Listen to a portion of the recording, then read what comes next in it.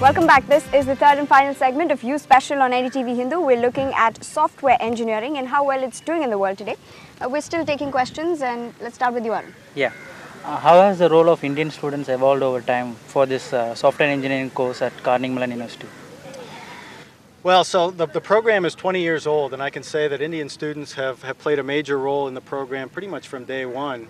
One of the things that happened a few years ago, though, is that CMU established a collaboration with SSN University in Chennai. And so now Indian students have a unique opportunity to participate in the program from India.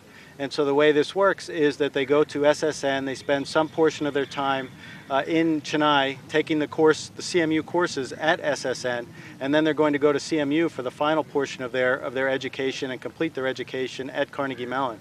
So this is an opportunity that is really unique to India that allows Indian students to take a much larger role in the program even than they used to. Right, as I understand, this course is 1.5 years, right? And 1 year over here and half the year at Carnegie Mellon? It's 4 semesters, so it's 2 semesters here in Chennai and then 2 semesters at CMU. Okay, and does that give the student a complete overview of what they can expect in the industry? Yes, this covers the entire core curriculum as well as the project component and the electives. This is the same program that people would go through if they were to be accepted directly to CMU. All right, yeah. Next question, Professor, how well have the SSN SASE students successful in being the agents of change? So the SSN SASE students have been fairly unique in a couple of areas. Number one, in terms of graduates, the kinds of roles that they've played in industry, I think it's comparable to any other student that we've had graduate. So we have SASE students at Google, at Amazon, at Salesforce, and the breadth of companies that you would see in the breadth of roles that you would see elsewhere. But one of the things that the SASE students have been particularly good at is maintaining a very cohesive network.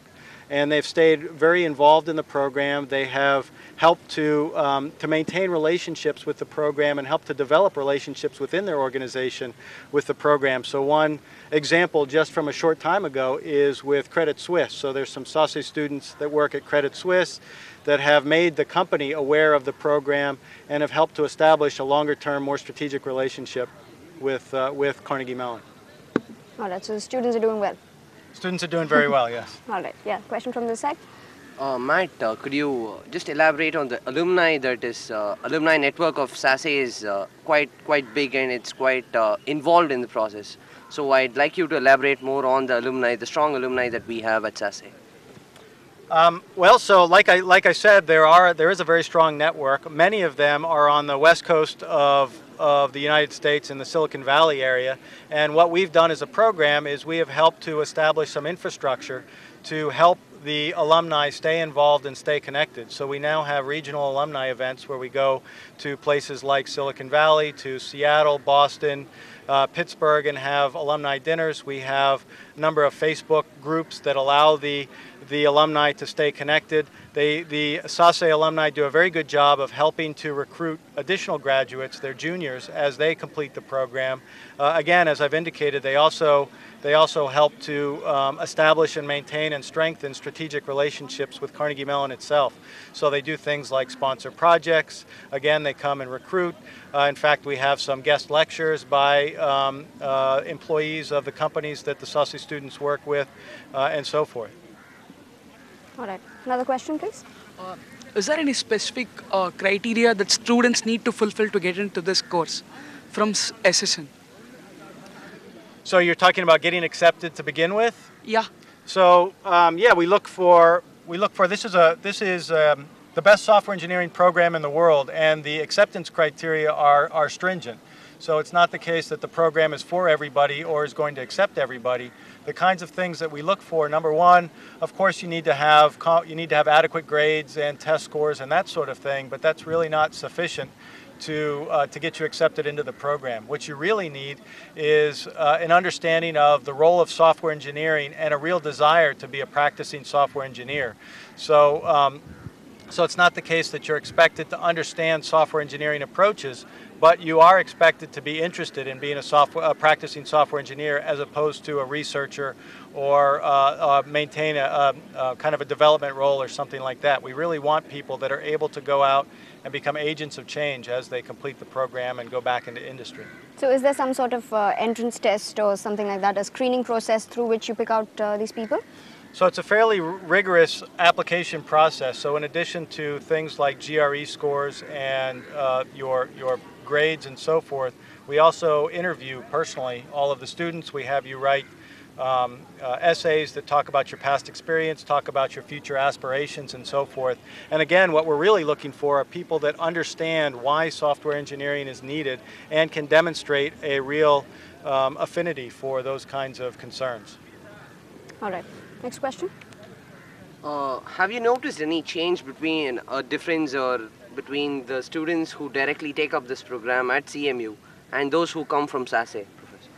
Both in terms of placements, in terms of their knowledge, their academic performance. I just want you to compare. To differentiate between students that go through SSN, SASE, and direct admits. So we have it's the same program, we have the same application process, the same acceptance criteria. So from that perspective, there's really not any difference. We do have a number of Indian students that bring the Indian culture and the Indian perspective to the CMU directly through the direct admit program. So I would say that in general, the Indian perspective has an overall influence on the program. Don't you have exchanges between the professors as well? For example, you're visiting now. I hear that a professor from here will be going to Carnegie Mellon as well. Yeah, so this is part of the training process that we go through to ensure that we have comparable programs that are delivered both in India and in the US. So all of the people that will be delivering the curriculum here at SSN have spent time at CMU, have co-taught the courses at CMU, and so forth. So this again is to ensure that we have a comparable experience both here in Chennai and in Pittsburgh. Beyond that, I would say that we're very proud of all the students, both direct admits and SSN, as well as our other collaborative programs, and all of the students have been very successful kind of going out into industry and being agents of change. And so I wouldn't necessarily differentiate between the SSN students and direct admits or any of the other collaborations we have. All right, a diplomatic answer as well there. Well, on that note, we need to come to the end of today's You Special, but remember that if you have more queries about this, then you can catch the seminar that will be held by Professor Bass at Hotel Savera on December 15th at 6:30. Well, do write to me on feedback@ndtv-hindu.com and tell me what you thought of this episode. This is me, Cuckoo Alex, signing off for now.